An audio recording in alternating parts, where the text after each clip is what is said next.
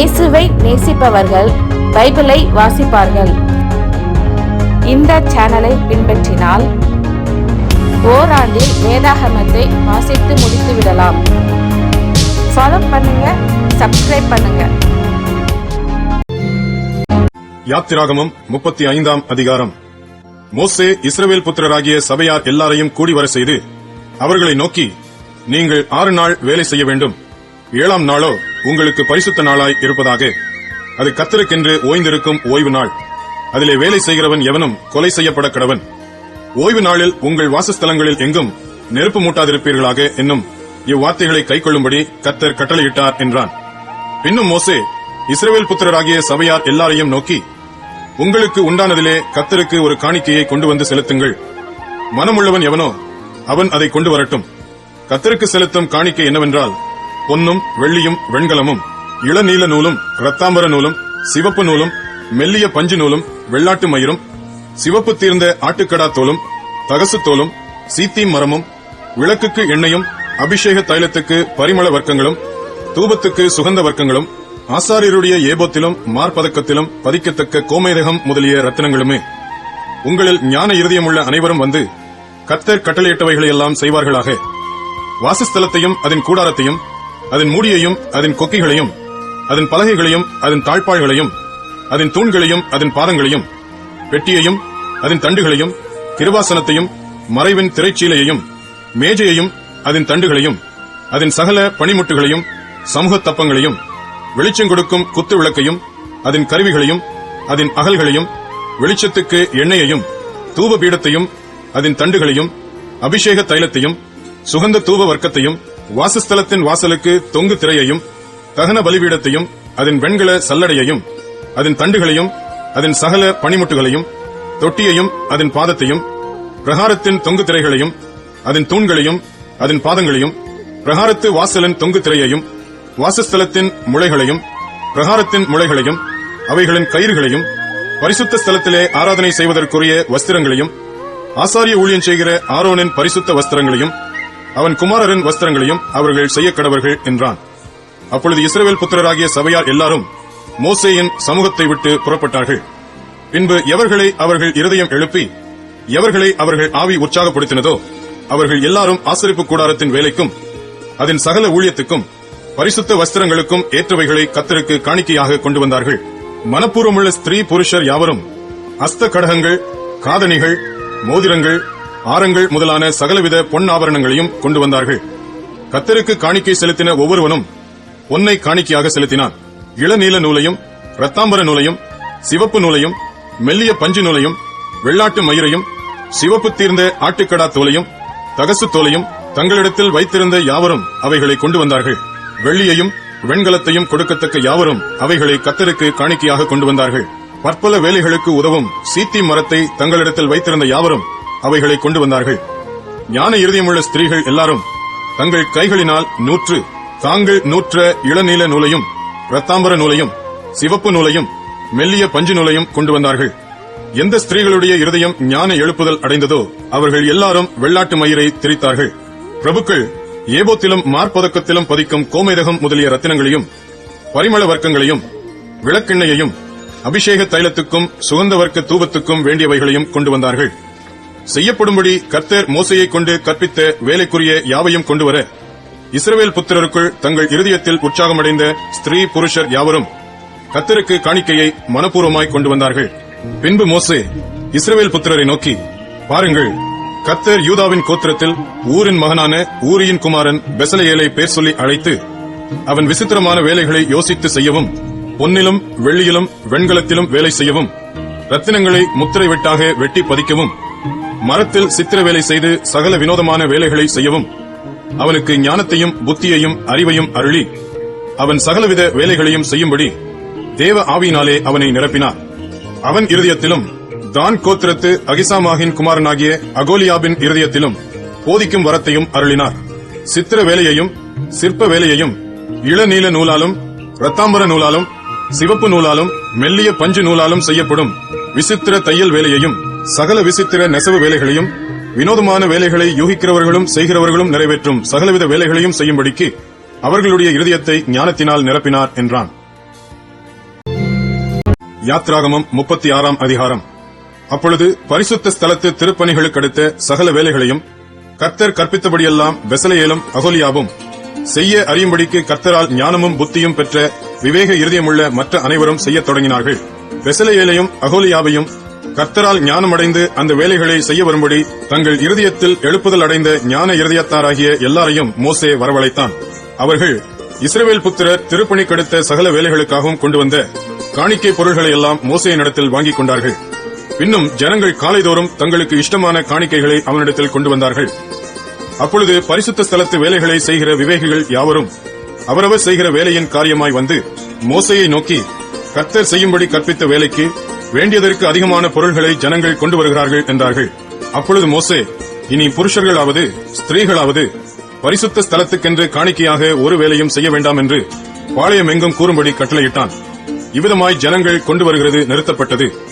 செய்ய வேண்டிய எல்லா வேலைகளுக்கும் போதுமான பொருள்கள் இருந்ததுமல்லாமல் அதிகமாயும் இருந்தது. வேலை செய்கிறவர்களாகிய ஞான இருதயமுள்ள யாவரும் வாசஸ்தலத்தை உண்டாக்கினார்கள்.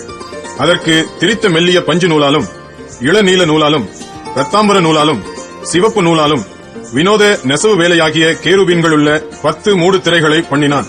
ஒவ்வொரு மூடு திரை 28 முழ நீளமும் 4 முழ அகலமுமாயிருந்தது. மூடு திரைகள் எல்லாம் ஒரே அளவாயிருந்தது. 5 மூடு திரைகளை ஒன்றோடொன்று இணைத்து மற்ற 5 மூடு திரைகளையும் ஒன்றோடொன்று இணைத்தான்.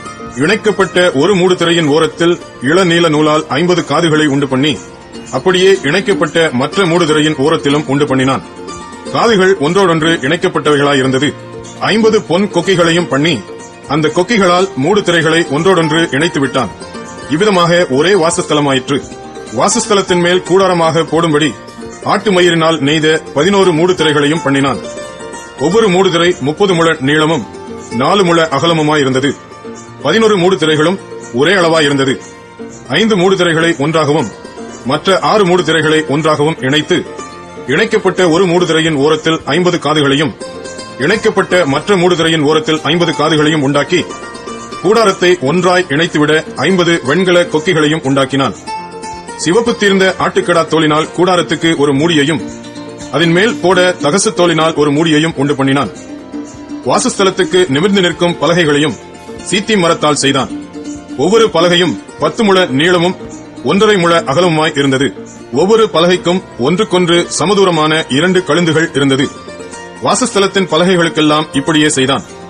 வாசஸ்தலத்திற்காக செய்யப்பட்ட பலகைகளில் தெற்கே தென் திசைக்கு 20 பலகைகளை உண்டாக்கி அந்த 20 பலகைகளின் கீழே வைக்கும் 40 வெள்ளி பாதங்களையும் உண்டு பண்ணினான். ஒரு பலகையின் கீழ் அதன் 2 கழுந்துகளுக்கும் 2 பாதங்களையும் மற்ற பலகையின் கீழ் அதன் 2 கழுந்துகளுக்கும் 2 பாதங்களையும் பண்ணி வைத்து வாசஸ்தலத்தின் மறுபக்கமாகிய வடபுறத்தில் 20 பலகைகளையும் அவைகளுக்கு 40 வெள்ளி பாதங்களையும் செய்தான். ஒரு பலகையின் கீழ் 2 பாதங்களும் மற்ற பலகையின் கீழ் 2 பாதங்களும் செய்தான்.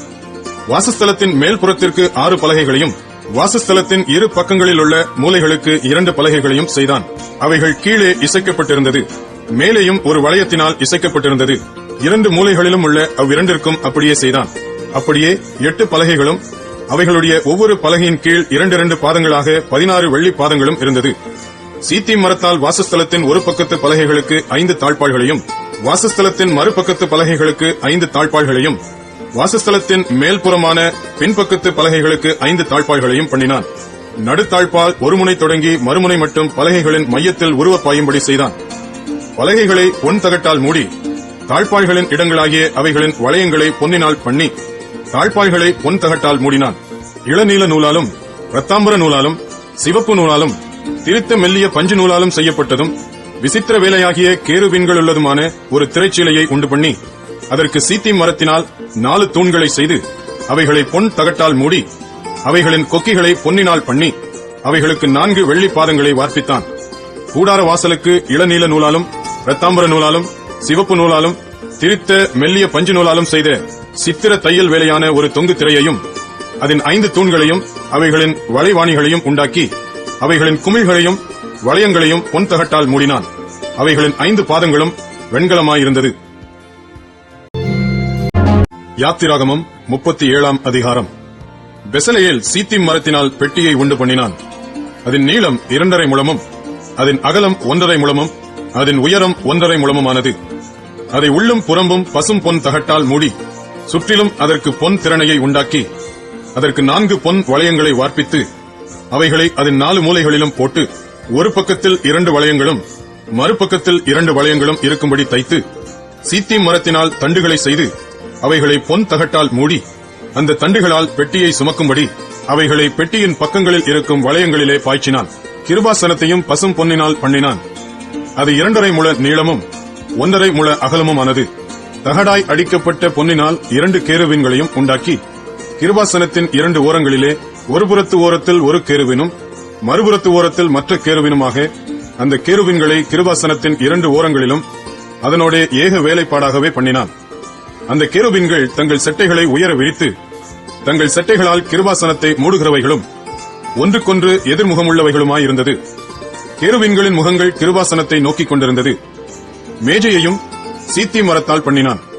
அது 2 முழ நீளமும் 1 முழ அகலமும் 1.5 முழ உயரமுமானது.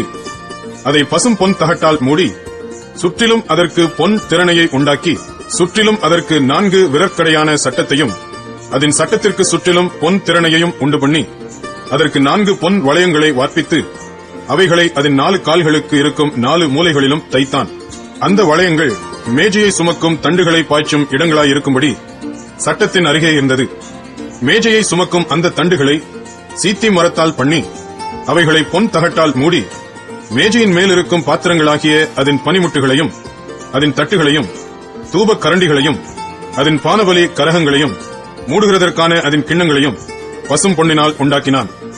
குத்து விளக்கையும் பசும் பொன்னினால் அடிப்பு வேலையாய் உண்டாக்கினான். அதன் தண்டும் கிளைகளும் மொக்குகளும் பழங்களும் பூக்களும் பொன்னினால் செய்யப்பட்டிருந்தது. குத்து விளக்கின் ஒரு பக்கத்தில் 3 கிளைகளும் அதன் மறுபக்கத்தில் 3 கிளைகளுமாக அதன் பக்கங்களில் 6 கிளைகள் செய்யப்பட்டது. ஒவ்வொரு கிளையிலே வாதுமை கொட்டைக்கு ஒப்பான 3 மொக்குகளும் ஒரு பழமும் ஒரு பூவும் இருந்தது. குத்து விளக்கில் செய்யப்பட்ட 6 கிளைகளிலும் அப்படியே இருந்தது. விளக்கு தண்டில் வாதுமை கொட்டைக்கு ஒப்பான 4 மொக்குகளும் பழங்களும் பூக்களும் இருந்தது. அதில் செய்யப்பட்ட 2 கிளைகளின் கீழ் ஒரு பழமும் வேறு 2 கிளைகளின் கீழ் ஒரு பழமும் மற்ற 2 கிளைகளின் கீழ் ஒரு பழமும் இருந்தது. விளக்கு தண்டில் செய்யப்பட்ட 6 கிளைகளுக்கும் அப்படியே இருந்தது. அவைகளின் பழங்களும் அவைகளின் கிளைகளும் பசும் பொன்னினால் ஒரே அடிப்பு வேலையாய் செய்யப்பட்டது. அதன் 7 அகல்களையும் அதன் கத்தரிகளையும் சாம்பல் பாத்திரங்களையும் பசும் பொன்னினால் செய்தான். அதையும் அதன் பனிமுட்டுகள் யாவையும் 1 தாலந்து பசும் பொன்னினால் செய்தான். தூப பீடத்தையும் சீத்திம் மரத்தினால் உண்டாக்கினான். அது 1 முழ நீளமும் 1 முழ அகலமுமான சதுரமும் 2 முழ உயரமுமாய் இருந்தது. அதன் கொம்புகள் அதனோட ஏக வேலைப்பாடாயிருந்தது. அதன் மேற்புறத்தையும் அதன் சுற்றுப்புறத்தையும் அதன் கொம்புகளையும் பசும் பொன் தகட்டால் மூடி சுற்றிலும் அதற்கு பொன் திறனையை உண்டு பண்ணி அந்த திறனையின் கீழ் அதன் 2 பக்கங்களில் இருக்கும் 2 மூலைகளிலும் 2 பொன் வளையங்களை பண்ணி அதை சுமக்கும் தண்டுகளை பாய்ச்சும் இடங்களாக தைத்து சீத்திம் மரத்தால் அந்த தண்டுகளை செய்து அவைகளை பொன் தகட்டால் மூடினான். பரிசுத்த அபிஷேக தைலத்தையும் சுத்தமான சுகந்தங்களின் தூப வர்க்கத்தையும் தைலக்காரன் வேலைக்கு ஒப்பாக உண்டு பண்ணினான். சங்கீதம் 79. தேவனே, புறஜாதியார் உமது சுதந்திரத்தில் வந்து உமது பரிசுத்த ஆலயத்தை தீட்டுப்படுத்தி எருசலேமை மண்மேடுகளாக்கினார்கள். உமது ஊழியக்காரரின் பிரேதங்களை ஆகாயத்து பறவைகளுக்கும் உமது பரிசுத்தவான்களின் மாம்சத்தை பூமியின் மிருகங்களுக்கும் இரையாக கொடுத்தார்கள். எருசலேமை சுற்றிலும் அவர்களுடைய இரத்தத்தை தண்ணீரைப் போல சிந்தினார்கள். அவர்களை அடக்கம் பண்ணுவாரும் இல்லை. எங்கள் அயலாருக்கு நிந்தையும் எங்கள் சுற்றுப்புறத்தாருக்கு பரியாசமும் சக்கந்தமும் ஆனோம். எதுவரைக்கும் கர்த்தாவே, நீர் என்றைக்கும் கோபமாயிருப்பீரோ? உம்முடைய எரிச்சல் அக்கினியைப் போல் எரியுமோ? உம்மை அறியாத ஜாதிகள் மேலும் உமது நாமத்தை தொழுது கொள்ளாத ராஜ்யங்கள் மேலும் உம்முடைய உக்கிரத்தை ஊற்றிவிடும். அவர்கள் யாக்கோபை பட்சித்து அவன் குடியிருப்பை பாழாக்கினார்களே. பூர்வ காலத்து அக்கிரமங்களை எங்களுக்கு விரோதமாக நினையாதேயும். உம்முடைய இரக்கங்கள் சீக்கிரமாய் எங்களுக்கு நேரிடுவதாக. நாங்கள் மிகவும் தாழ்த்தப்பட்டு போனோம். எங்களை ரட்சிக்கும் தேவனே, நீர் உமது நாமத்தின் மகிமையின் நிமித்தம் எங்களுக்கு உதவி செய்து உமது நாமத்தின் நிமித்தம் எங்களை விடுவித்து எங்கள் பாவங்களை நிவிர்த்தியாக்கும். அவர்களுடைய தேவன் எங்கே என்று புறஜாதிகள் சொல்வானேன்? உமது ஊழியக்காரருடைய சிந்துண்ட இரத்தத்தின் பழிவாங்குதல் ஜாதிகளுக்குள்ளே எங்கள் கண்களுக்கு முன்பாக விளங்கும்படி செய்யும். கட்டுண்டவனுடைய பெருமூச்சு உமக்கு முன்பாக வரட்டும். கொலைக்கு நியமிக்கப்பட்டவர்களை உமது புய பலத்தினால் உயிரோடே காத்தருளும். ஆண்டவரே, எங்கள் அயலார் உம்மை நிந்தித்த நிந்தையை ஏழத்தனையாக அவர்கள் மடியிலே திரும்ப பண்ணும். அப்பொழுது உம்முடைய ஜனங்களும் உம்முடைய மேய்ச்சலின் ஆடுகளுமாகிய நாங்கள் உம்மை என்றென்றைக்கும் புகழுவோம். தலைமுறை தலைமுறையாக உமது துதியை சொல்லி வருவோம்.